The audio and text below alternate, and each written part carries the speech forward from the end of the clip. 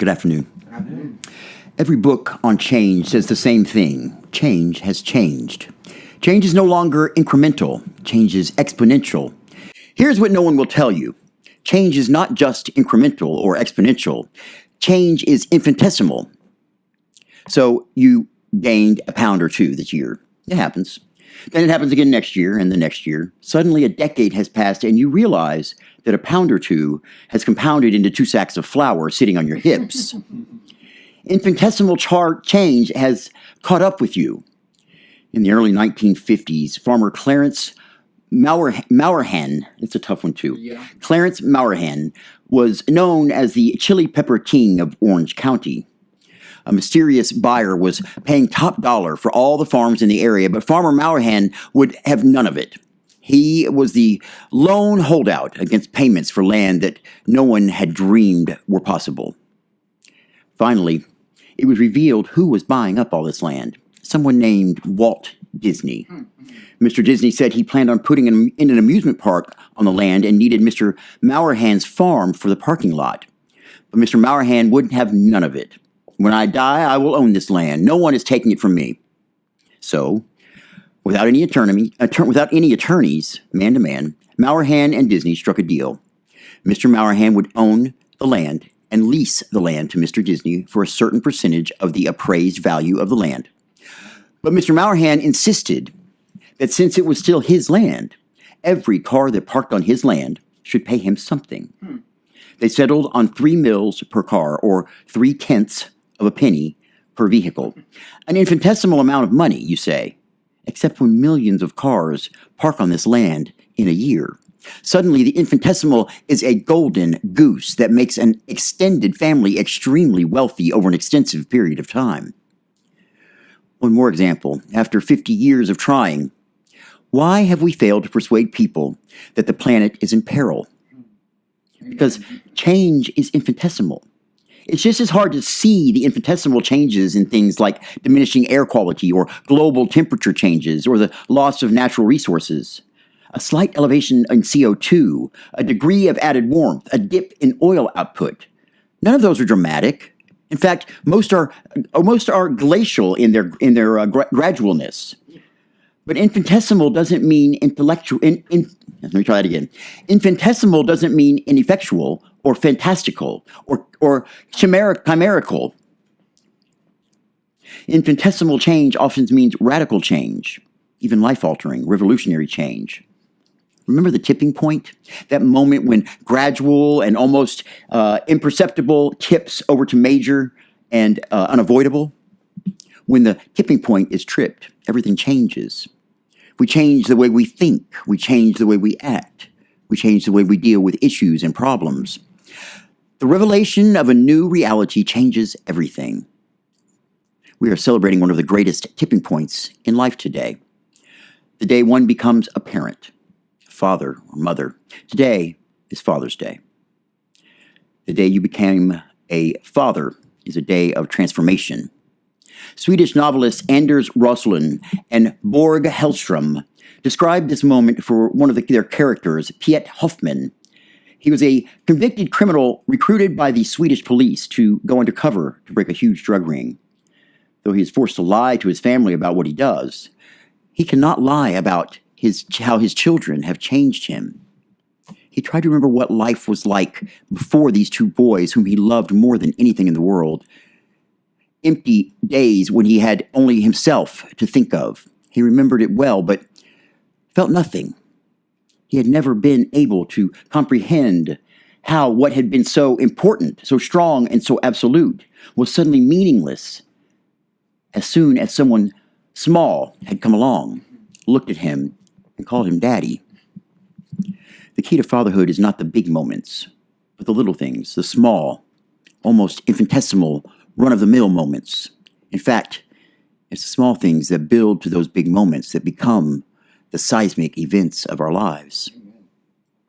Renowned Harvard entomologist, yes, a bug guy, E.O. Wilson, has made the study of small things, little creepy crawlies, his life's work.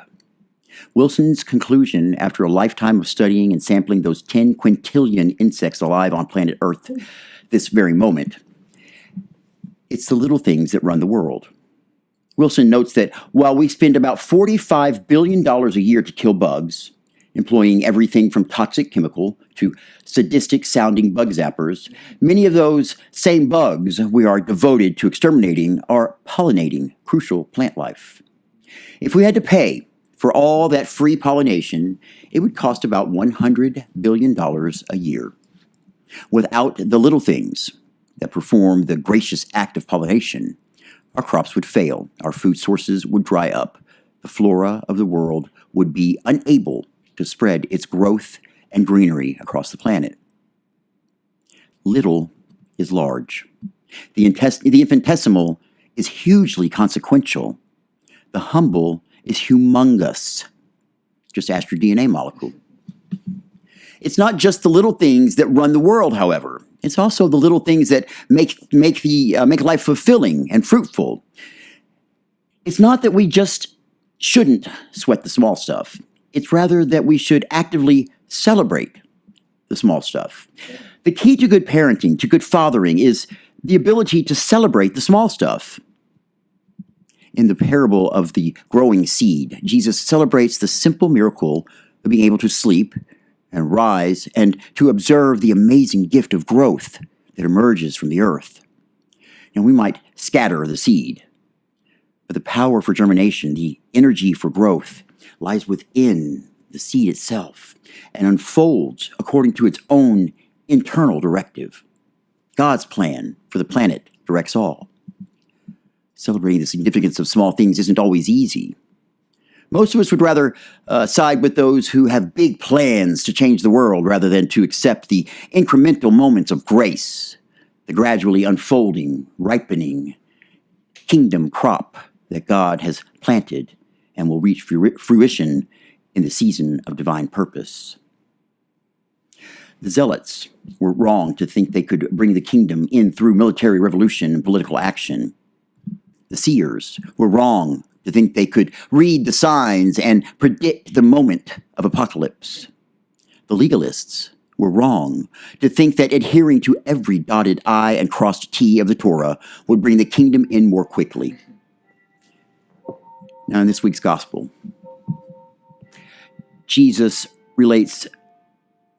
celebrates the small because they are indications of God's providence and purpose. As Jesus revealed the divine intention for the establishment of the kingdom of God, his mission and message were perpetually misunderstood. He was reamed out by the religious authorities. He was rejected by his own family. He was misunderstood and misused by those closest to him. But Jesus knew that his mission was to scatter the seed. Even a mustard seed-sized planting would be enough. God would see to the harvest. God would see to it that the crop would grow and thrive and eventually, according to God's timetable, be ready for a rich harvest. So Jesus planted the word and Jesus promised to preside over the harvest. The in-between time is not for us to worry about. It is shrouded in the mysterious providences of God. Because Jesus had supreme confidence in God's promises to bring in God's kingdom, there was no one who celebrated the small stuff quite so well and publicly as Jesus. Jesus went to weddings and banquets. He dined out with friend and stranger and sinner. He kept company with respected authorities like Nicodemus and despised tax collectors like Levi and Zacchaeus. Jesus took time and he took exception. He took time to play with the little ones and included little children in his work and word. He took exception to the dismissal of outsiders, the cursed, the criminals, the crazies, the lepers, the Samaritans, the sinners, and the demoniacs from the graces of God and God's kingdom. No small thing changes a man more than a small hand slipping softly into a big calloused paw. A big, tough guy is suddenly a teary softy at the sound of one word, Daddy. Every day there are small moments, small gestures, small experiences, small windows that enable us to catch a glimpse of the kingdom. Those small kingdom moments are the small things that transform and energize us for the world to come. Every parable Jesus told was based on one message: the Father is in charge. Will you slip your hand into the hands of the one who holds the future in his hands? The future is not in our hands.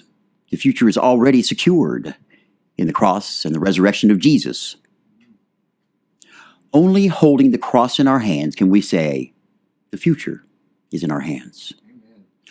Only holding each other in our hands with all of each other's otherness embraced in love can we say, the future is in our hands. Amen. Only holding the hand of our Father can we say, the future is in our hands. So go from here to put your hand in the hand of the man who stilled the water. Put your hand in the hand of the man who calmed the sea. Take a look at yourself, and you can look at others differently by putting your hand in the hand of the man from Galilee. So go from here, slipping your little hand into the hand of the one who holds the whole world in his hands. I know you hear it. I know you hear the song. Amen. Amen. He's got the whole world in his hands. I'm sorry, I had to do that. Announcements. Be seated, gentlemen, for the announcements. We'll rise once again when we say our goodbyes. A little bit extra, never hurt anybody. I know. Oh, yes, here we go. All right, first of all, pray at DallasULC.com. That's pray at DallasULC.com. Yeah, it's coming eventually. Computer glitches are fun today, so just bear with us, please. There it is. There's the beautiful. Yeah. I think we're getting too big for our stuff. Our graphics are just getting too much for it. We're just too good for it. Is all there is. Something was. Yeah. Yeah. Because I shut everything down. Yeah. Something happened. So we'll figure it out. Service dedication. Yeah, I'm on it. I'm on it. Okay. Pray at DallasULC.com. First of all, if you have any prayer requests, you can either ask us to pray for them during our weekly prayers, or during our service, we will also be glad to pray for them publicly by placing the prayer in our bulletin and having everyone pray for you. You can remain anonymous, or you may put your name in with it. You don't have that part on here next, by the way, so you can't tell me that. So the next part is, hey, did you know we got a podcast? Yeah. You haven't heard that podcast yet? We do have a podcast, and so what have you done general here? Outline that I've done. Yeah, you like, man, I don't understand any of it. That's what I told you. No, I understand the general outline, but they don't make sense. Podcasts and feedback don't go together. Yes, they do. They do if you're okay. Because feedback. Okay. Okay. Specifically for all right. This has been a day of trying issues. We don't do a run through. This is what happens when our computers glitch. We gotta start doing a run through. No, we don't. Yes, we do. No. We do fine without it. Look. Mr. Art, no. Remember how to spread out the words I put in my sermon. Hey, like I say, the thesaurus feature on Word is wonderful. Okay? When you're trying to get a certain cadence going in your sermon, okay? You're trying to find certain words. You go for those words that are in the thesaurus that mean the same words that the menial word that becomes this nice, big, mouth-filling word that when you put a whole bunch of them together, kind of becomes a tongue twister. Anyway, I didn't understand the word you just said, but moving on. Podcast. All right, we have a podcast. Our podcasts are available on 6 different podcast providers right now. We're available on Pocket Casts, Apple Podcasts, Radio Public, Castbox, of course, Anchor, who hosts our podcasting, and our newest one, Breaker. So please check out our podcast. It's Your Path. Just search for Your Path with Bishop Mark. It's Your Path with Bishop Mark. feedback at dallasulc.com. Feedback at dallasulc.com. That's our other email that's important for you today. If you like what we're doing, let us know. If you hate what we're doing, let us know. You know, you out there in podcast land, we want to know you're out there. We want to know you're listening. We see that you're listening. We see the stats. But tell us what you think. I mean, help us out here. We know there's. Give us a comment for how today went. Well, yeah, today. You might want to get the comments for today. But hey, yeah, everybody, we have those days. It happens. So, you know, the point is, we're not going to sweat the small stuff. We're going to focus on the bigger picture here, which was worshiping together. And then we're going to celebrate the small victories that we had by being here and having a beautiful community together with our small group. Small victories of being able to get it back up and working again. Amen. Thank you for our IT person, Justin. You did a wonderful job. Okay. Next Sunday, we will not have 3 o'clock service. Next Sunday, it's 11 a.m. start time. I apologize again, but I have a meeting that I have to attend to at 3. So 11 o'clock Sunday. 11 o'clock Sunday. Please make sure if anybody's here that you know is supposed to be here, and you know them, and you know their phone number, you know their text, whatever, please let them know. I'm going to be doing extra Facebook blasts this week a little bit. 11 a.m. Sunday, and then it's only 1 week. We're doing this for 1 week, and hopefully that's it for a while. Quite a while without it. Right. 11 o'clock this Sunday, and then back the next Sunday, we'll go back to 3 p.m. normal services, okay? Okay, let's check this next part out. We are excited to let you know that we have developed an app for the ministry, and we want you to try it out. Go to the iTunes or Android App Store and download the My Church app. From there, enter in our name and then give it a try. There are so many great features to help us better connect throughout the week. Be sure to look at the content integration, the Bible and journal features, along with all of our social media. Give it a try today and see how easy it is to stay connected. Well, I sure can see it better on that big screen TV. Okay, how many of y'all downloaded the app? Did you download it? You did? You like it? You used it at all? I do. Good. Check it out. I am a bad IT person. You are. I logged into the management interface one day, but I was not in the right frame of mind to be able to actually I already did all that. go through it. I messed with all that. I mean, I got the bare bones of it. It is a lot there. I got the bare bones of it done. But yeah, there's still a lot more that could go in. Yeah. So check it out. Play with it, guys. It's going to always be changing. It's a neat little app. I mean, it's pretty basic. It takes you all the basic information about us, but it's all in one place. Our podcasts are there. Our YouTube stuff is there. All of our videos are there. There's a place where you can do a Bible study. It'll tell you every day what Bible and what verse to study, and you can do your notes in there, your journaling in there. You can do sermon notes in there for what our sermon for the day. Please do that after service, not during service. But yeah, it's really cool. Check it out. Also, any announcements or anything that comes across, anything new that's going to happen, like say our service next week, there will be an announcement in there saying our service next week will be at 11 a.m., not 3 p.m. Okay. Have our feet firmly. Once we get there, yeah, we're working on it. We're working on it. I mean, it's new for us, so you guys understand. Yeah. This is it. Justin and I are the office. Yeah. So that is not yet our official. we have a lot on our plate. So we're doing the best we can, but we're trying to make it as full an experience for you as it possibly can be, and it makes it a triple, quadruple full-time job for both of us. It's invigorating, but it's. It is. Okay, so now we will go from here. We're going to say our goodbyes, and then we'll have our roundtable after this. We'll discuss things a little bit more, and hopefully we don't have to deal with any computer issues then. Hopefully this last song.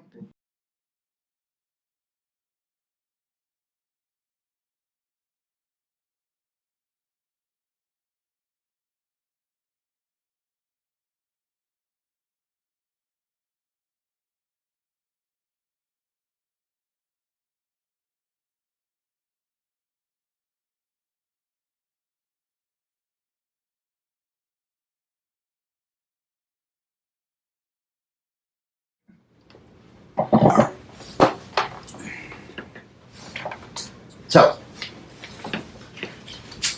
what'd you like? What'd you not like? What do you want to keep? What do you want to get rid of? Well, it's a tough day. It was a tough day today, guys, and I will apologize. You know, sometimes you just have one of those days, and today was one of those days. You know, we just had it was a tough night last night preparing, and it was a tough day this morning preparing, and we were a little understaffed, and it's okay.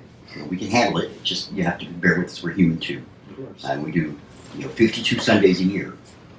And then a couple of extra Thursdays and throw it in Some other there. things also, Holy Weeks and so this, that, and the other, and Christmas and Thanksgiving and whatever. So I get to do a deep dive on that Mac to see what on earth in there. on top of everything, the Macintosh just completely crashing on us today.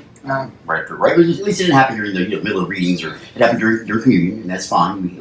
We got back at plans in order for everything. It finished the song for us. It maybe not gave us the words on the It did finish the song. And we always have right here on the program is the actual Paper sermon. the sermons written out, so that if anything happens, We always got read it. backups. At least have to pick that. Our cover page on the sermon now says classified. Because I put the sermon out, on the pulpit. Usually we try to have everything by Wednesday. Everything ready for the service by Wednesday. So it sits out here, and I don't want anybody looking at it yet. So it's classified. Yes, because that doesn't catch a wondering eye at all. Ooh, what's classified? Ooh, I gotta look at that. That's why we have cameras. Make it look non-distant. That's why we have cameras, right? All right. Redacted. So, what do you got for me? Celebrate the small stuff. There was towards the end of the sermon. I can't remember. I gotta look at it to remember what part of it. But there was somewhere towards the end that was when I really started to like it, like truly enjoy the sermon. What did you not like about That's all. the beginning? I didn't say I didn't. Okay. Like Well, what made you enjoy the second part of the sermon? That part you're talking about more than the first part. I don't remember the specific. I remember the feeling of it. Okay, we're here. Start making you a copy of this also. I get that. Tim, how would you talk to us? You had something to say. Let's go. Okay, I thought that it seemed to contradict, like in the first reading, the reading that I did. It says, "Do not look on his appearance or on the height of his stature, because I have rejected him. For the Lord does not see as mortals see, but look on the outward appearance. For the Lord looks on the heart." It would seem, and I know these are not written by many underworld like that. I don't know they are, but I mean it says. But then the one that was chosen was the one that was ready and had beautiful eyes and was handsome. Which one was that one? I mean, 1 Samuel? yeah, and so it would seem like it was contradicted. I mean, it would seem like even the Lord looks on beauty as I'm not saying that that's true. I'm not saying that. It sounds as if It could be misinterpreted that way. Is it New or Old Testament? It's Old Testament. So there's your first. There's your first clue. Okay. So here's the deal. It's Old I hate Testament. looking up. I hate having good looks because it makes people like hate you for no reason. You're just like, fuck. Okay. I know, not helpful. Here's the deal. Yeah, First of all, it it said they're ready. And being ready doesn't mean necessarily good looks. Ready is ready spirit, ready the heart. Okay. It did bring up the fact that he was handsome. Look, we all know in today's society, especially, that your good looks can get you attention. They can get you to help you get your cause through. I mean, we have superstars that we admire and follow and emulate and copy because they are who they are. Because they look what they do. And they have no brain behind it sometimes. I just thought it was it was interesting. I thought that You're right, and it is interesting. There's a contradiction there. But it is also the Old Testament at times. In the Old Testament, it sometimes can have those weird contradictory issues. I'm not sure who's calling us on a Sunday afternoon doing no more service. That's interesting. I'll have to get it. Because it won't be a business, because that's Well, it could be. I mean, you never know. Hopefully, it won't be anything too important. marketing calls are illegal on Well, yeah, that is. but that doesn't stop anybody. Let's wait for this to end. I think I'm okay. Well, sometimes my personal cell phone there's an option on it to ring to the church line at the end of it. There's an option to ring over to the church line because we're using my cell phone is on Do Not Disturb right now. They can easily have somebody trying to get me. So I apologize for that. All right. What else about this wonderful? Sowing what you reaping what you sow is the idea behind this. We didn't really talk about that in today's sermon. I think we all know what that means. You reap what you sow. Actions speak louder than words. But we talked about it's a little different. It's Father's Day. Happy Father's Day to everybody out there. Anybody who's a father. Happy Father's Day. You're saying that today was about reaping what you sow, or That's what the gospel is. That's what the gospel readings are about. Reaping what you sow. Okay. You reap what you sow. Right. You reap. You throw out the mustard seed. You scatter it out. Yeah. You're not going to get as good of a harvest as you put the better seed down, right? Right. And handle it differently and take care of it, and like God takes care of us. I find it weird that is not equated with your actions speak louder than words. Because that's basically ends up being the same thing. Not really. Well, it is. Not really. No, If you are sitting here saying, I'm going to do this, but then you go out to the world and you sow something different, you're going to reap the bad rewards from it. And it's usually double because you lied about that bad thing. I think they're in the same neighborhood, but they're not the same thing. I don't think. I mean, They're not exactly the same thing, no. No, but I mean, But you're right to equate. I mean, it's an interesting, and now putting them both together. You're putting together the little rule book here. Yeah. These rules that we're taught that since we don't have the old covenant anymore, we have the new covenant. This new covenant that Jesus Christ has brought us. We have to have some rules, and that's one of them. Put your money where your mouth is, or the actions speak louder than words. It's not one of Jesus' commandments or one of his laws. But let me tell you something. It's about loving. It's about being honest. yeah. It's about being true. And it's about getting off your butt and doing what you're supposed to do as a Christian. Right. Which means getting out there, spreading his word, like the apostles did, after they were filled with the Holy Spirit, which we are filled with. Okay? And it's not just doing it. It's not just spreading the word vocally, but in your actions And as well. all of your actions. You are being watched. You are a Christian. Because Jesus did those physical miracles. That's that same thing. We have to go out and Do the miracles. Physically do the same. Are you aware of the fact that Christianity is no longer the number one religion in the world? No, I did not know that. It was recently switched to who? Who do you think? It would. Honestly, I'm not sure. Islam is now the number one religion in the world. Yeah. I can see that. No, nothing against Islam. Islam is a beautiful, loving religion. Unfortunately, when you have radicals who misinterpret and lie about what their religion really means and use their religion incorrectly and to persecute and to murder and to... In what should be a gracious God's name. You know, I pray for those who are misguided because, you know, when they meet their Maker, when they have to go through those gates and see the face of God and be judged by Him, it's going to be a very sad day for them. Yeah. Very sad day. You know, these people that you can't take these words, these basic words, these basic traditions that are written for us, and twist them to your liking. Or obsess over the tiniest. Well, you hold on to these little words and these interpretations, and like I said before, the Bible is a study guide. It's not the actual formal. It has gone through human hand after human hand after human hand after human hand. Corruption, It's like a cliff notes. mistakes, accidents, you know, intentional changing, hiding of certain gospels, hiding of certain words, hiding of, you know, ridiculousness. Okay? Talk to God and listen. Talk to God and listen. Even about the small stuff. Yeah. He wants to talk to you. He's not just here for your big day. He's here for your everyday doldrum, in and out, whatever you need. You know, that's what he's here for. Just like you were saying here was the tiniest little details to take comfort in all those and everything else. Don't sweat the small stuff. What does that mean to you? Don't sweat the small stuff. That's what I based this sermon off of. About don't sweat the small stuff. But you know what? I didn't like that because there's some small things you really gotta. Yeah. You gotta. You don't sweat it, but you gotta stop and appreciate it. So what does that mean? Don't sweat the small stuff. How I broke a vase. I might be upset about it, but my life goes on. It's kind of a good homage to earlier today. We broke some things. Some things broke today. Okay. Okay. So what does it mean? I did an analogy there. Can you give me a definition of it? What does it mean? Don't sweat the small stuff.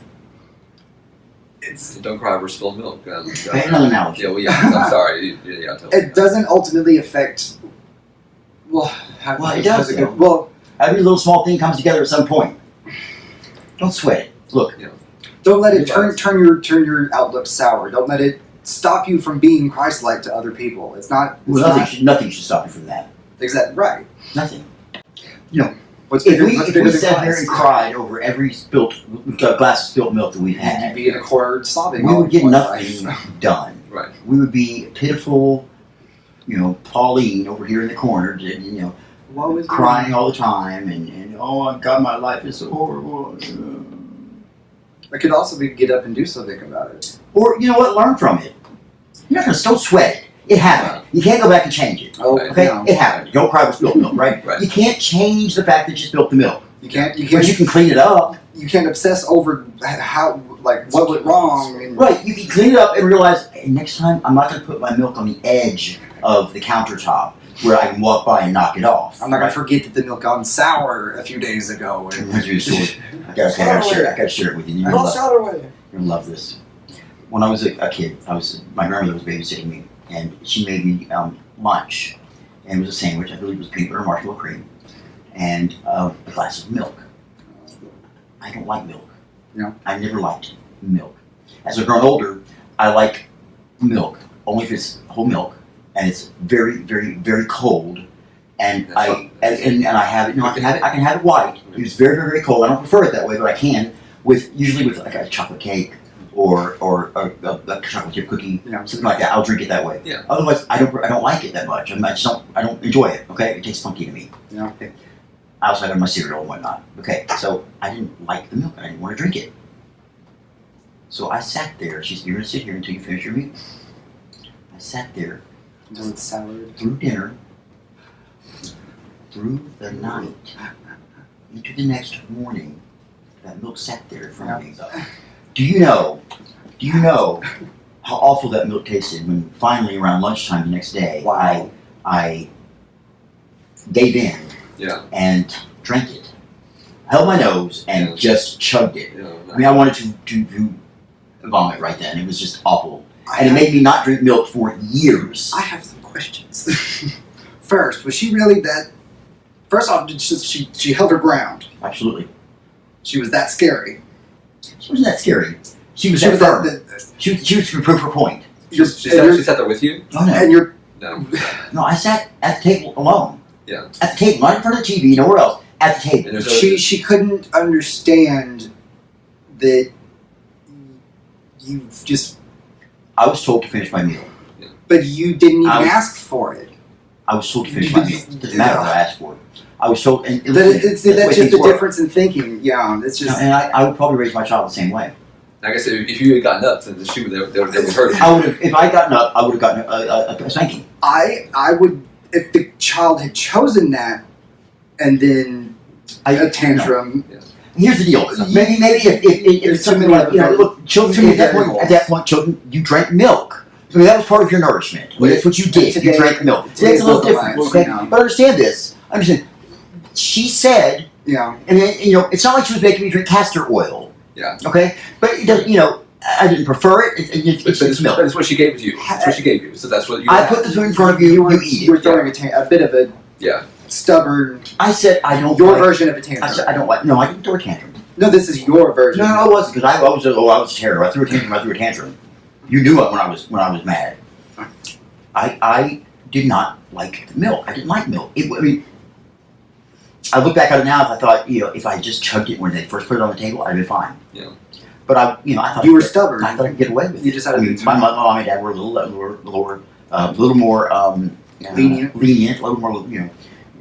You don't have to. If you don't want it, don't have to take it. But That is an amazing lesson. grandmother, Yeah.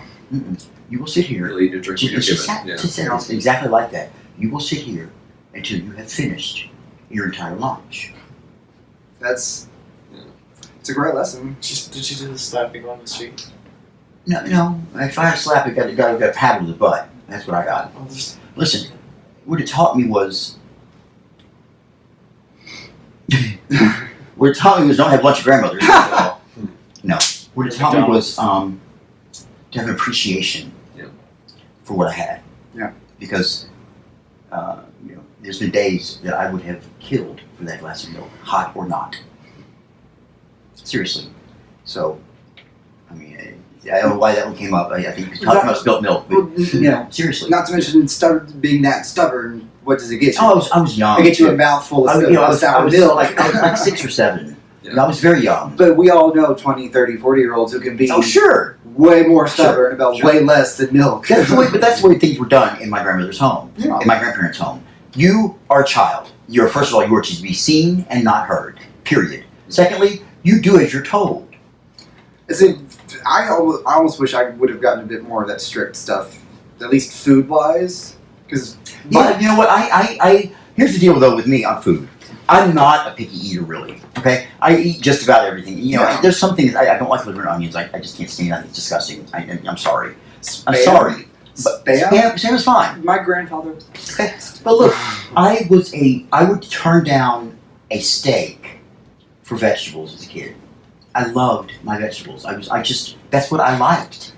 Now, yeah, I would eat both. Now, of course. Yeah. But I love things like Brussels sprouts. And I love salad, and I love all of those things. Spinach. We weren't presented with Cabbage. that growing up. My mother hated cooking. She despised cooking, so we would go to fast food joints more often than not. See, I was very lucky because, first of all, I was lucky because we grew up with a maid, and she was with us for almost 4 generations. Yeah. The same woman.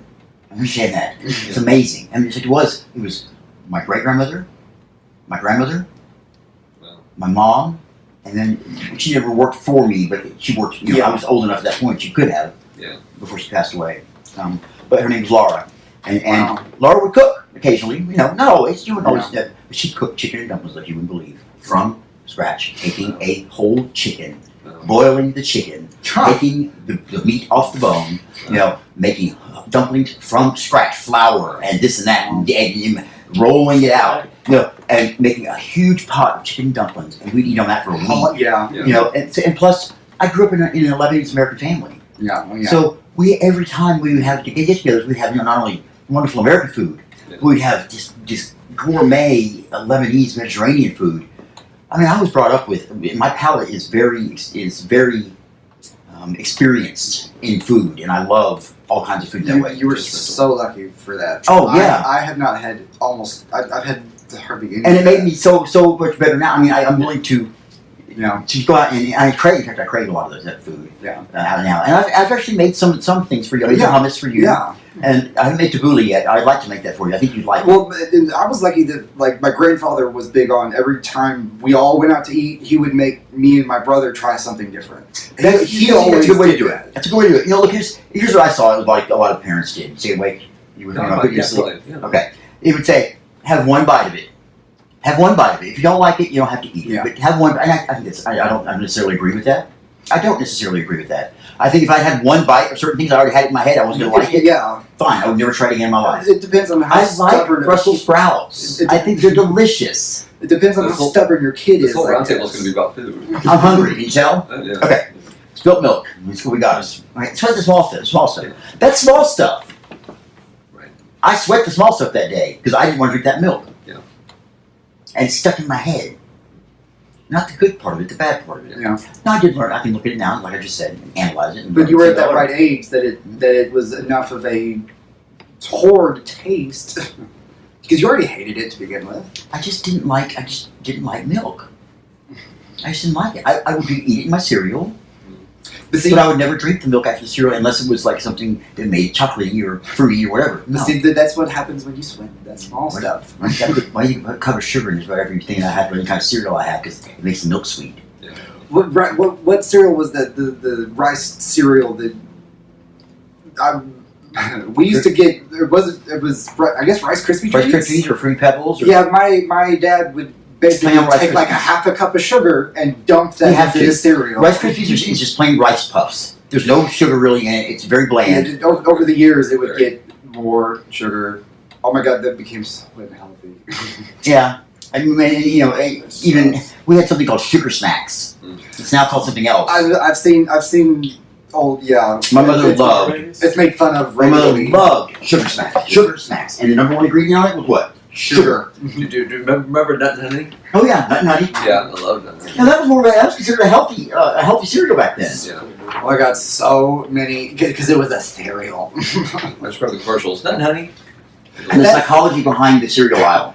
Psychology behind the cereal aisle, where they would put all of the fruity, high Sugar. energy, all these ones geared towards kids Yeah. at eye level for the kids, Right. and all the nasty little, what is it called? The grape nuts. Great nuts. I love Yeah. grape nuts. Well, I did love grape nuts when I could chew them, but I love grape nuts. I And love great and flakes are good too. anyway, Yeah. So that drinking water just then would have been an ad for water by the way, that stance that you took as you did that. Ah. I just saw. Yes, blessed water. Yeah, I think about when I drink water. I think about every molecule that's going down my throat. There you And I go. think Where- honestly, I do. How old it is, where it's come, Whose lips it's Oh. touched, where it's been, whose where it body came it's from, been in, I mean, course. how it got here. and what blood it came out of. I mean, this water has traveled. This is the only water we have, Yeah. and it's reused over the past billions of years. And it What animal has drank it? And regurgitated Water it? didn't- And urinated it out? Well, it's all purified by the land. Right. They drink it it again. didn't come from Earth originally when the Earth was So- formed. So it's amazing to me to drink that water and go, the history, it's the things that go through my head. Yeah. It's like Cleopatra may have drank some of this water. The President of the United States back in Abraham Lincoln may have drank this water. They bathed in this water. There could have been an alien species Sure. billions of years That's ago a good dog. before the Earth existed. So is that appreciating the small stuff when I talk about water that way? Because water's, it's a big thing. Don't get me wrong. But think about that. We all take water for granted. Yeah. So you drink a glass of water. What do you think? Because I'm gonna go. you don't think. You just, I hope that maybe you think about, wow, where's this water been?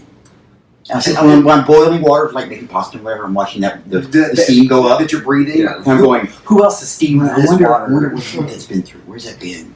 What has it seen in its life? And that could be just a split second of a thought that is I so think that all the time. expansive. Do you ever think of that? Does your mind ever go No. like that? Because you're looking at us like we're crazy. Yeah, well, Well, not really. No, I don't, and I maybe maybe I should because What I about mean, death? no, I don't think it Exactly. really. What about death? I think about that too. How many bodies has this come out of?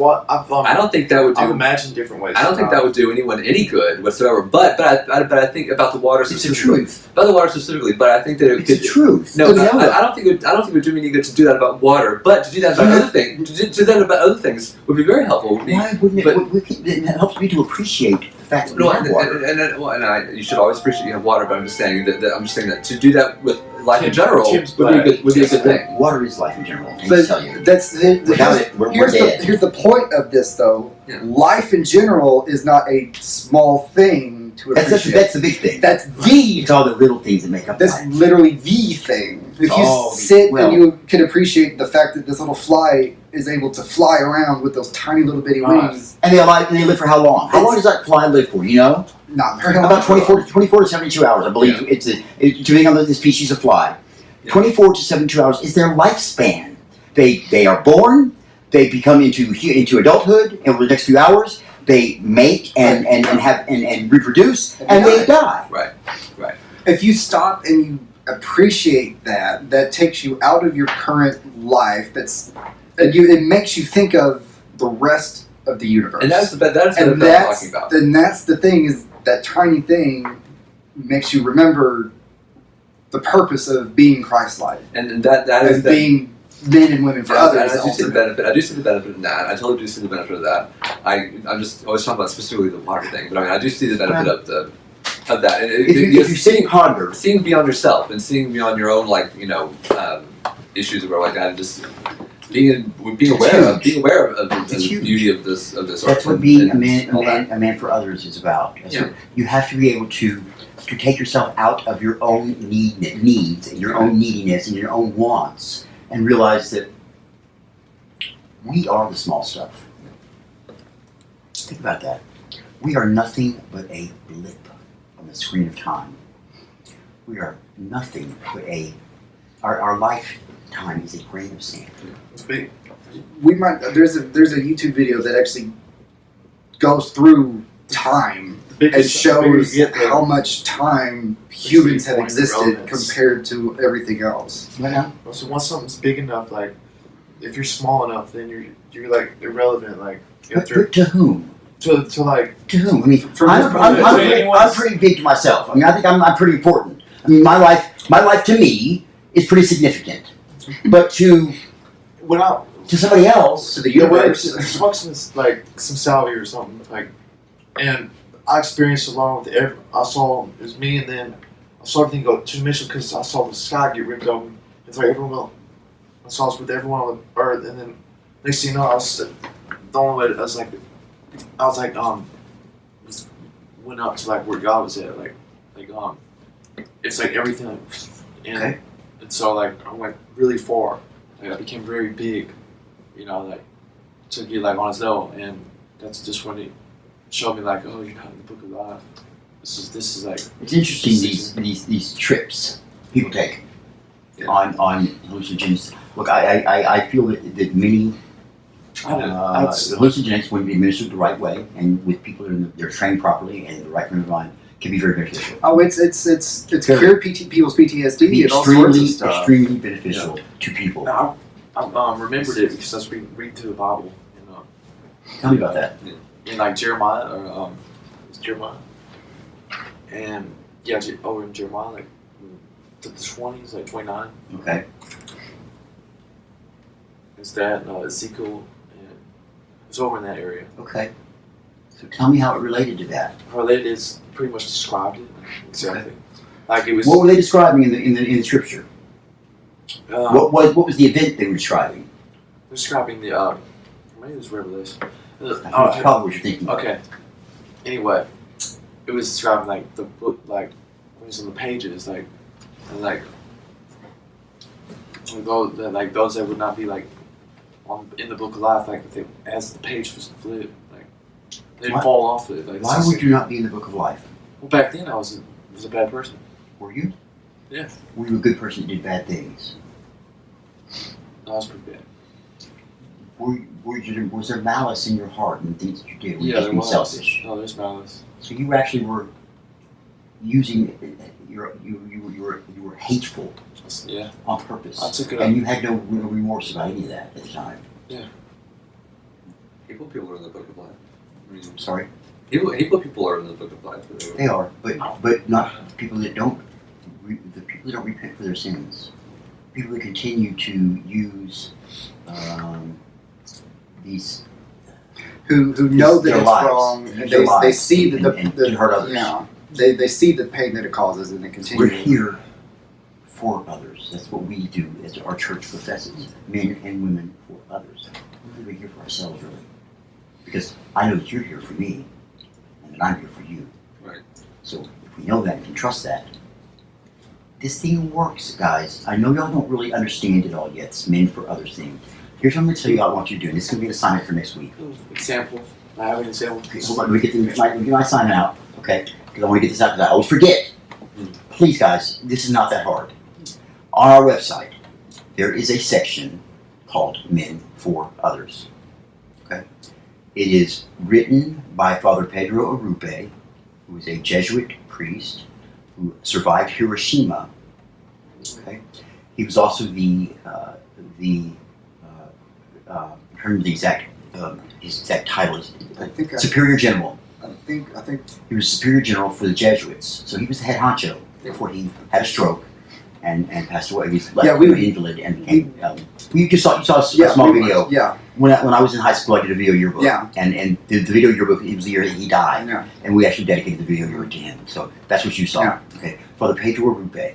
Now he wrote this idea Yeah. of men for others. Now, of course, it's been modified now to say men and women for others. But he wrote this. He was a very soft-spoken man and spoke in a very heavy Italian accent, but very deliberate, very enunciated words, very soft. You have to think about that when you're reading this, because I hear his voice when I read it. Okay, I do. So, go to our website. It's not short, but it's not overly long either. Okay, it's in depth. It's Cody I want you to read it. That's what I want you to do. I want you to read the section on men for others. Yeah. And we're going to talk about that next week. Because if you read where it came from, this man's mind, how it worked, and how he created this men for others idea, you're going to appreciate it. You're going to appreciate it like I do. Because I didn't appreciate it completely, even a Jesuit, until I read this and did this then, and we went, holy cow. This you really put a lot into this. Right. So, yes, you have an example for me. This is an example I heard this church I went to not too long ago. Okay. It was a black church, and it's a perfect example. He's like about something about him and his wife, like, you know, when they were first having difficulties when they got together, and he said that his wife came up to him and says, "The Lord told me that the way to deal with you is I have to see you like He does." Hmm? And then he said like how that was very deep. You know, like so wow. It's like what do you say to that? What do you say to that? Because we should be not looking through our eyes. If we could only look through the Lord's eyes and see what He sees, it would be a different world. That's what part of our trials are on this earth. Is That's being Christ-like ultimately. having to use these eyes that God gave us that cannot see what He can see. We can't understand It's those people. that hate If you. I could see inside people and know their intent and know their true heart, Mhm.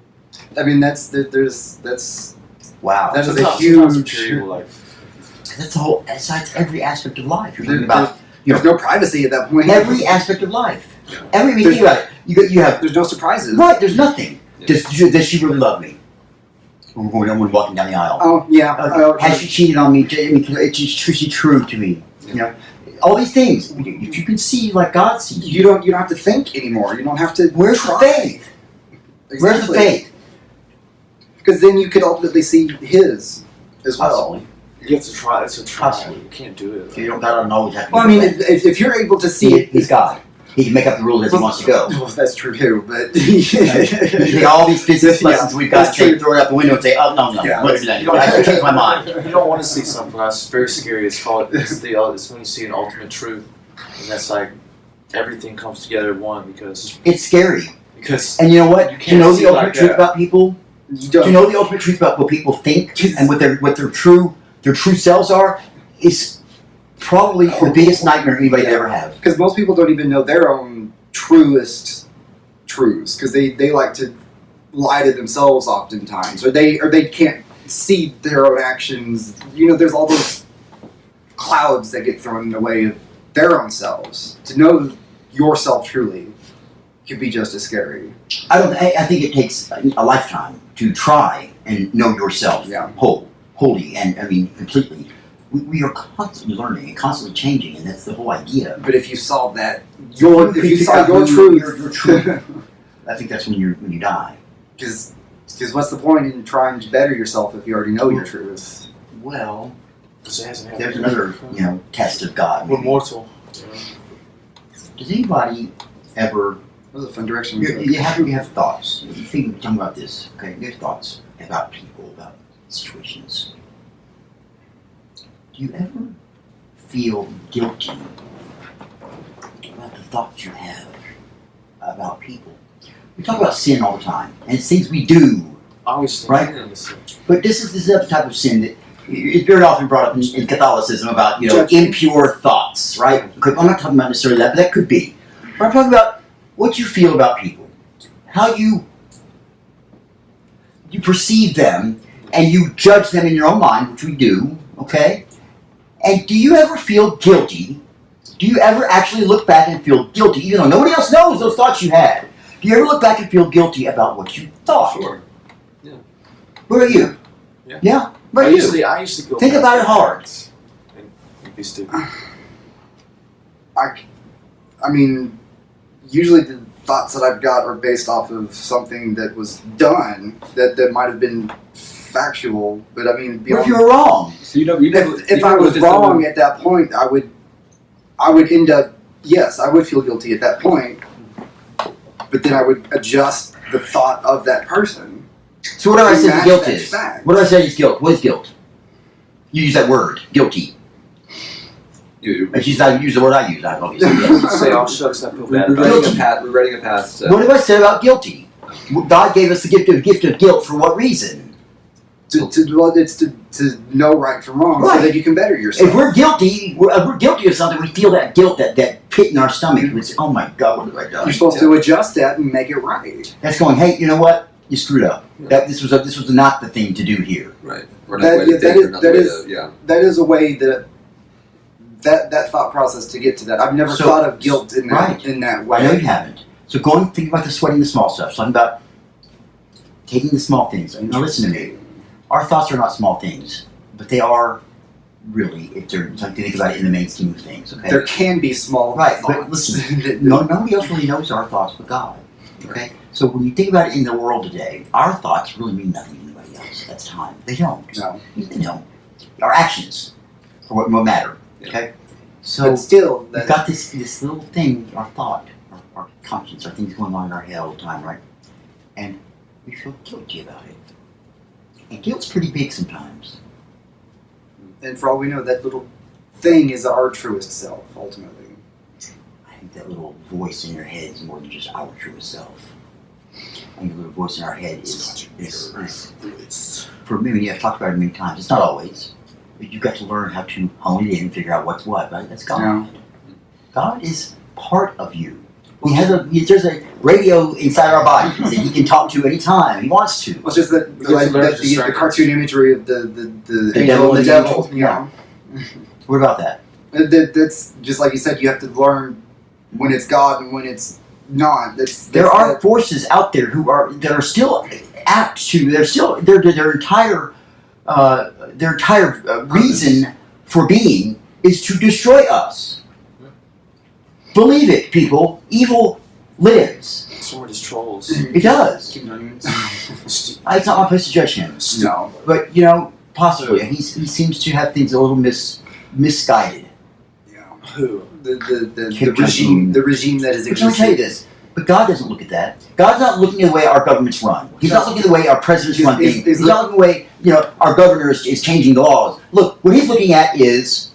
Did you do that? He's not a Democrat or a Republican. We've had this sermon before, right? Are you doing it out of being Christ? He's saying, "You're all my children. I really don't care about this BS down here about your elections and your this and that. What I care about is, Are you being Christ-like while you do are you it? pure of heart?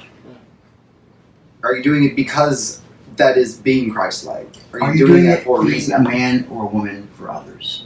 Which is truly what the United States government system is supposed to be built off of. Supposed to be is right.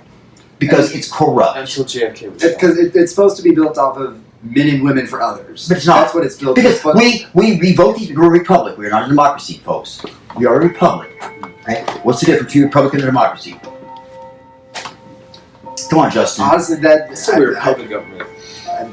I don't. You're I can't kidding. remember, no. Because they don't. You are they the don't- one who wants to argue with me all the time about this government. Because they don't teach what a republic is in schools. They do. No, They not, do. not, The definition, not my schools. The definition is in their textbook. I guarantee it. I guarantee you. The definition is state of there. Texas, The my no, age it group. is. Yeah, I guarantee you it is. My state of Texas. I had to go to the same They my textbook. teach us age group. shit. I had to go to the They same teach us textbook. shit.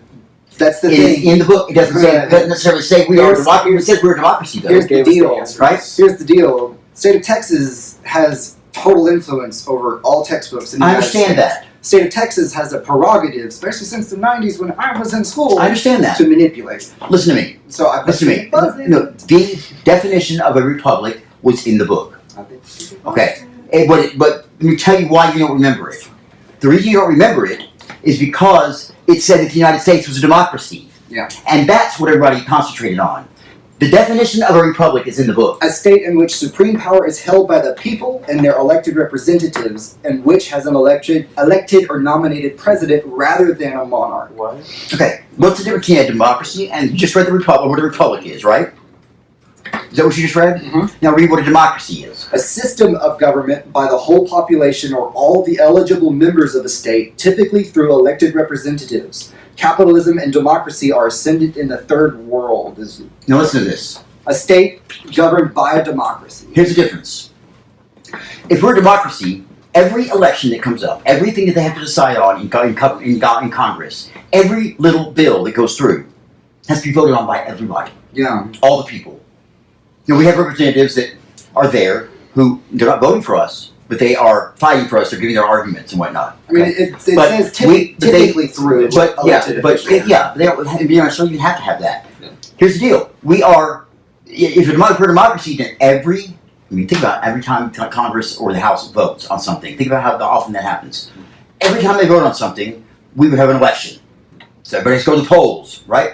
Right. As a republic, what we are is we have elected officials that we have elected, okay, to represent us as a people, our community, our group, our section of the world, okay? We've elected them to vote for us on each and every bill that comes up in the future for as long as their term lasts.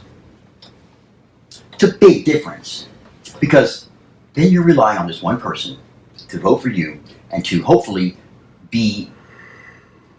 do his job Right. and vote for his constituents what they want rather than What's the whatever best he wants choice? or whoever lines his pocket the Whatever most. Mr. Walton wants.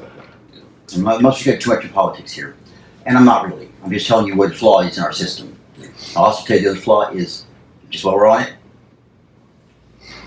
what is it? What's the other big flaw in our system? Huge. Trump. Money. I can't say that really, but Money. money in what way? Money, period. Lobbyists. Money Lobbyists. is always the disgusting influencer towards evil. What is a lobbyist?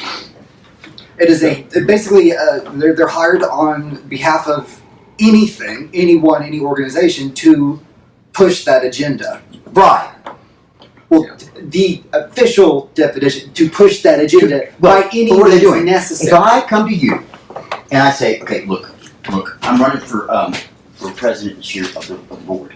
Okay, now here's the deal. I know you want to vote for Tim. I know you want him for president. But I also know that you want a pool in your backyard.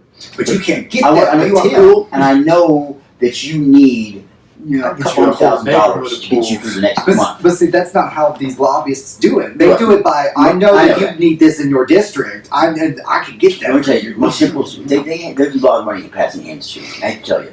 No, they don't. But they don't say it. Right. They So, veiled. but I own this pool company. You're on the right track. Yeah. I own this pool company, and I know that you've been looking at pools. Yeah, there we go. Now, listen. It's a West I can't promise you anything, but think about voting for me.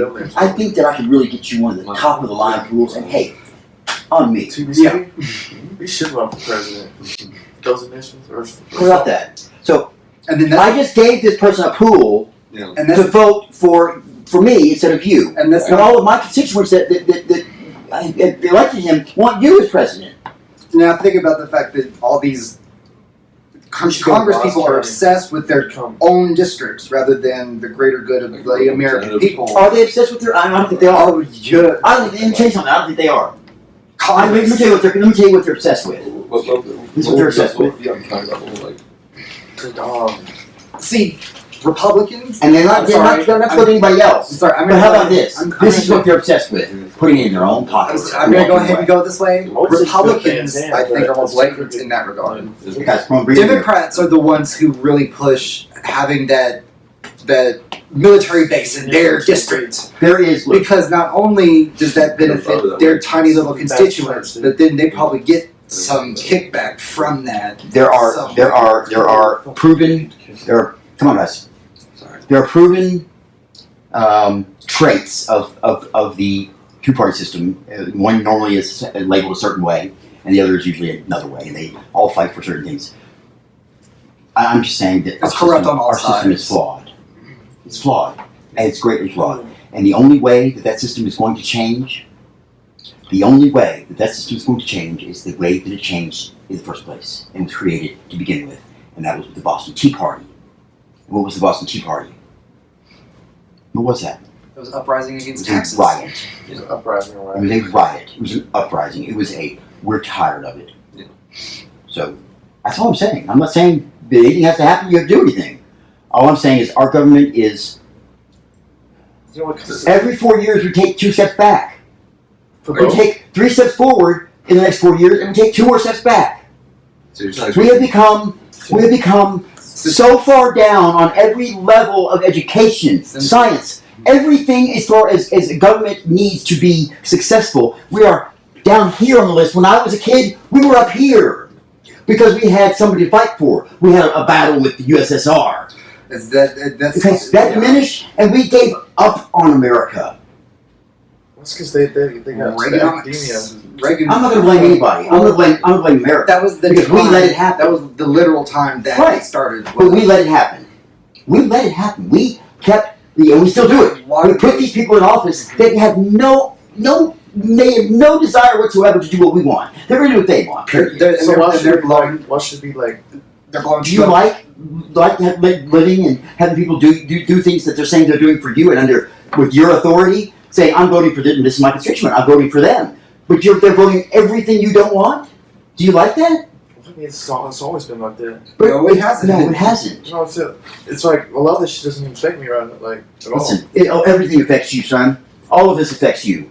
And It affects every aspect of your life. And that's what's wrong with It politics. does. That's It really what's wrong. does. You don't understand that, but it does. Yeah. It does. Well, I mean, like more it fucks me, like whatever. It's Listen. like important. Ignorance is not an excuse. I'm not ignorant. I'm not saying you are. I'm saying that if you think that it doesn't affect you, you don't know all of the I'm all the saying it things doesn't that do affect affect me, you. but it's not something I like let it affect me. Like It does affect you. You have no choice. And if a kid in the other side of the country having less than stellar education can affect the entire economy of the It United affects our States. entire look, guys. Understand this. When I was a kid, as far as education, We we were were in the number United one. States. We were number one across the board, On everything. except for I think science or math. One or the other. The Chinese Yeah. had that, but we were number two We're like the 50s and We're like 60s. in the countries. Not talking about states or territories. What about countries? The whole planet. the planet. We're down here. We're below some third world America's the black countries. No, listen to me. That doesn't make that hurts we me. go back to Europe. That hurts. That kills me because I'm watching all these Nobel Prizes go to But see, you also have to think about right here. when we get to close to retirement age, are we even going to have jobs because all of the skilled labor is no longer here? So why should they keep having jobs here? Then there goes the money. There goes all this other stuff. The big thing is our government, right? The big thing is our world. The big thing is that's what we're in right now. That's what we're living in, right? I'm going to try and apply this a little bit to what we're talking about here. Yeah. The small stuff. We're the small stuff. Yeah. But this little small stuff right here sometimes has to make a big stink. Or it's quite prosperous. And it explodes. Or this tiny thing becomes bigger. When I It's a look bomb in this at our education system today, which to some people might think they might think it's nothing, it's not important, it's nothing. So what? Lots of people sadly think that. Our education system is what makes our NASA astronauts. It's It makes it makes our They come from presidents. India. it's the It makes our bedrock. presidents. It makes our mathematicians who decide how we, create certain things. It makes our engineers who help us create these beautiful structures we have in our country to save lives that don't get knocked down by planes. It's the foundation of everything. Also, Our I think it's education weird that is what makes us. us Native Americans are not the ones who are running the business. It's like people that are immigrants. Our education is what makes us. Makes us. Like Indian It makes people us. in It makes us God's We're like- people using the brain that He gave us. God is knowledge. So why would you, as a Christian, take away the funding of? So all you Christian Bible thumpers who send your kids to public school and don't help them at home with their homework and let them just slide by playing football on Friday nights. or go to some knockoff charter school. I hate to tell you people, that's not God's work. Letting your kid go to college. You may think not it's being able small. To read. You may think it's a small thing. To like, he was lucky. He was athletic and he was a quarterback and They let him skirt through in college, and he got he didn't have the Cowboys. he passed all his classes with an A. He never even went to class. He can't even The read. only thing he went to was football. And I'm proud of my son. Welcome to East. And here, he Guess is, what? Texas. and here he is having Guess what? what is that? So he's now 24 What is that? and he's concussion? broke and he's a drug addict and an alcoholic and he can't get his life together because he can't read. He has the mentality of a 5-year-old because kindergarten that was last class he ever attended. And you know what's worse? The fact that all those concussions that he got over his life ends up making him. I don't have a problem with sports. Hey, bum young. You're smarter. You're smarter. You're smarter. But what is that new the? I don't have a problem with sports. I think sports are integral. I think athletics are integral in our development. But not. I do. But not at a detriment to everything else. You're right. In Texas, There they is a do balance everything. that has to happen. Are we going to do? And so I'm gonna tell you something. I don't get on soapboxes like this, and I don't know how it happens, but I do. And I think I do because it's important to me, and it's if I'm going to talk about it, I talk Education about and it. knowledge is big for the two of us. Autodidact. It makes me Fuck when school, when I see our world today, I think of one thing, and it's a man who was an American hero, and he said, "Ask not what your country can do for you, but ask what you can do for your country. JFK. And today, those words of John Fitzgerald Kennedy still ring in my ears when I see everybody with their hands out. When I see people with their hair all did up, driving a Cadillac, and their 5 kids on welfare. Which, that becomes part of our society. It becomes a learned experience. Welfare.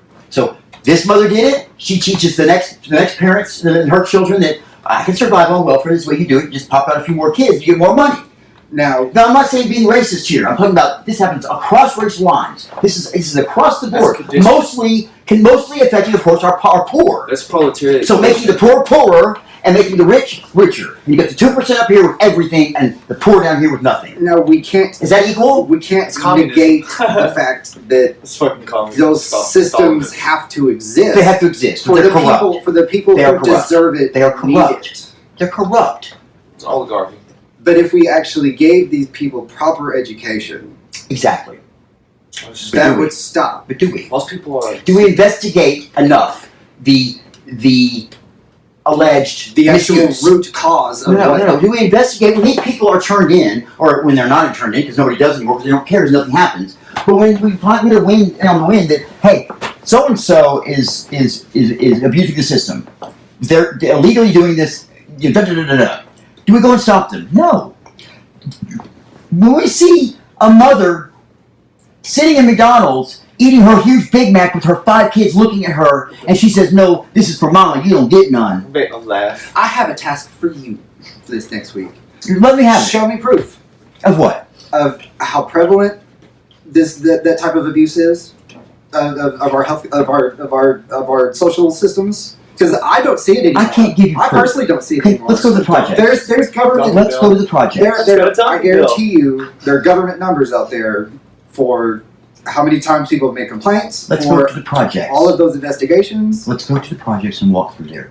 First of all, I guarantee the first thing they're going to do is we're going to get stopped by the police. First of all, No, the police aren't going to stop us. Oh, they're the police will stop us. not in Dallas. They're Oh yeah, they will. If I walk to the Maple projects right now, they will stop me. They tore them down. Not all of them. They're not all torn down. Okay, my uncle Mike was the reason those Maple projects were built. And And that's the I'm not reason why- kidding. And that's the reason why He you was- stopped. I don't even know what. Maple projects were on between Maple and Cedar Springs, with Lucas on one side and Hawthorne on the other side. That was The Maple projects. Section 8 Yeah. housing. Right. Yeah, I remember. Government houses. I remember that was a big deal that they tore that shit. The reason they down. tore them down is because the land is worth so valuable. Yeah, and they weren't replacing it with No, low income housing. they're not. They're selling the land. Of course. Listen. And that's Listen. upsetting. So my Uncle Mike was integral in the development and building of that land for the poor. Yeah. Now, his idea wasn't what happened. No. But back in my day, when I was out and about there, I walked through there a lot. And I saw what happened. I saw the way it worked. It was obvious. It still happens. I just literally haven't. I know you haven't. I don't. Because you know what? You're not out in that. You're very sheltered. But I also don't You're ours. see You have a lot of the a actual lot of hours. government, the abuse of our social programs in that manner. I see a lot of Republicans being blowhards This about. has nothing to do with about party it. lines at this point. My dad- But I'm talking about- I've never actually seen anyone submit proof of how prevalent that How many projects issue did you walk through? is. I'm not talking about that. I'm What are you talking. talking about? I'm talking about. Hey, guys. I'm talking about. Hello. I know y'all are really interested here, but if you're not, then go in the other room. I'm talking about mothers popping out kids to abuse their. But you can't prove that. How do you prove that? The only way you can stop that is by giving education. By giving proper education, saying, look, you are in a cycle. This is the cycle you're in. And your cycle is doing nothing. You're not making it anywhere. You're not doing anything. You're not making anything of your life. You're not growing. You're actually just sitting there stagnant or going backwards. Now, if these people have any desire to make themselves better, which hopefully they do, and if they don't, we figure out how to make them have that desire. And that bit I've seen the lack of desire. That's how do you change that? That is. They have kids. That the is. kids need. They don't have a job. The kids need food and clothing. You got to give it to them. But the mother instead goes and buys her Cadillac and goes and gets her nails done and has nothing but popcorn for the kids in the house. But here's the thing: that this is why I don't see that. The kids going. They don't get enough money anymore to get that big of a thing. Really? The amount of money that they get has Really? not increased. Doesn't matter. That amount of money has not increased since then, Have 5 or but 6 everything kids. else has become more Have expensive. 5 or 6 so they had more kids. But but that Ain't nobody trying to have no children. Have more kids. they still don't have enough money for rent anymore. Rent is so what do they do? expensive. So what do they do? They subsidize doing what? But see, That here's the thing. I haven't seen it because they can't afford the flashy stuff. So they're stuck in their homes now, not feeding their They're kids. not. They're stuck in their homes, not feeding their kids. So I don't Jason. see it anymore. That's what that The other is. part of that is, okay, since the money's not enough. No, it's not. I've come back around. I've come back around to. The money's not enough. Yeah. The money's not enough. Some like Advil or something. Some Tylenol. Going back and looking there's no Tylenol here. Tylenol will kick you. It's the worst thing you can ever do. Oh to your yeah, I body. just mean like just fucking Okay. headache pill. I'm sorry. That's right. I've Give me 5 minutes. Give me 5 minutes. We'll be done here, and then we'll take care of that. Because we digress a little bit, and I'm sorry, but I think it's important. Listen, where I was going with that was the other part of that is because the money's not enough. The ones who really legitimately need. Yeah, they get screwed. You know what happens is they end up doing things they shouldn't have to do. They do illegal things to subsidize their own income, which they shouldn't have to do. So yes, our government is broken. It's been screwed on the social programs have been screwed up on both sides. Now, I'm not talking politics here. I'm not talking about the Republicans and Democrats. I can't do that from the pulpit. But what I can talk about is our government and the way our people are being treated. And that's what I'm advocating for. The only reason that We've got elections coming up, people. That's what I'm talking about. Elections are coming up soon. And you need to vote your conscience. If you don't get out there and vote, you're not doing your duty as a citizen and as a Christian. And I don't mean a Christian. I mean a Christian, one who cares. who looks at the facts and says and this isn't person just lies constantly. I can't vote for that person. So, the small stuff. I know we want to go deeper into that, and you and I can talk about that all we want later Yes, on. we can. I don't want to bore everybody on YouTube and on our podcast about that, but hey, we've got But some I'm great saying- ideas. And you and I can debate on it all That all on. stems from small stuff, It does. and that Everything big.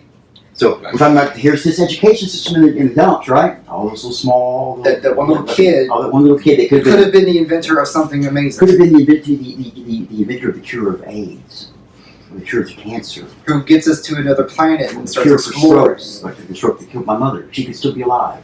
My grandfather, who died of heart disease, could still be alive. Maybe. We are extending lives all the time. In the 90s, I watched, we buried sometimes 2 people a day, multiple times in a week. Those people could still be alive if we had put some more education into our children to teach them that it's important to discover things and It's not just important- be a football star, It's or be a important- basketball It's star. important to care. It's not about the money. It's not about the money. Right. Money is paper. It's a little thing that does not matter. But we made it huge. You made it obsessive. We made it bigger than God. In fact, they're talking about taking his name off of it. So, the little things. Change everything. So, don't sweat the small stuff. Right? Don't worry about that spilled milk. You can't change it. That's the past. Like But the little things in the future, the debate we just had. appreciate. We're not mad at each I know other. where I'm at. That's a small thing to not sweat. Appreciate the small things in life. Go smell the roses. We have beautiful flowers here today to smell. I'm serious, folks. When you hear that, don't laugh about it and just. I'm not saying you are. Don't dismiss it. No, take that Take the second time when you walk by those roses in the store, that it or just appears. out and you walk somewhere. in the park Yeah. or whatever, and you see it and you see this. Smell it. It's there for a reason. It Yeah. smells there not just for the And bees. hey, that could be God telling you How to. about those bees? It could be God How about those telling you bees? to. How about all these little animals that we kill all the time that are out there to pollinate our world? The But bees are being destroyed in the United States also, and in many other countries, by the pesticides that we're using to kill other Well, animals, see, the other that's insects. what's worse is it's not just that. No, they're being no, it's they're not being, just that. they're They're being eradicated. obliterated by so. Do you know what happens when the bees go away? We go away. That's no joke. Right. No, it's The bees are dying, folks. And I mean, it's They're little things, but we kill them, we're dead. we kill There's them. nothing left. We kill them by global warming. We're killing them with all these other. So do something. That's all I'm telling you to do. Be a man or woman for others. Get off your butts. Get out there and be a Christian and save the world. Be a shepherd. Save the world. How do you do that? You save the bees. You make education better. You ask what you can do for your country, You do not little what your things. country can do for you. You hand out instead of taking a hand in. Yeah. Okay? Be a shepherd. Be a leader. Teach. Use the truth of Jesus Christ and God in everything you do. And you can change the world. Amen. Next week, 11 o'clock. Next week, 11 o'clock, 11 a.m. Sunday, 11 a.m. So that's it. Thank you all very, very much. I know it was a heated one today. We had a rough one for the service, but hey, I had a good time, guys, and God bless you all. See you next week.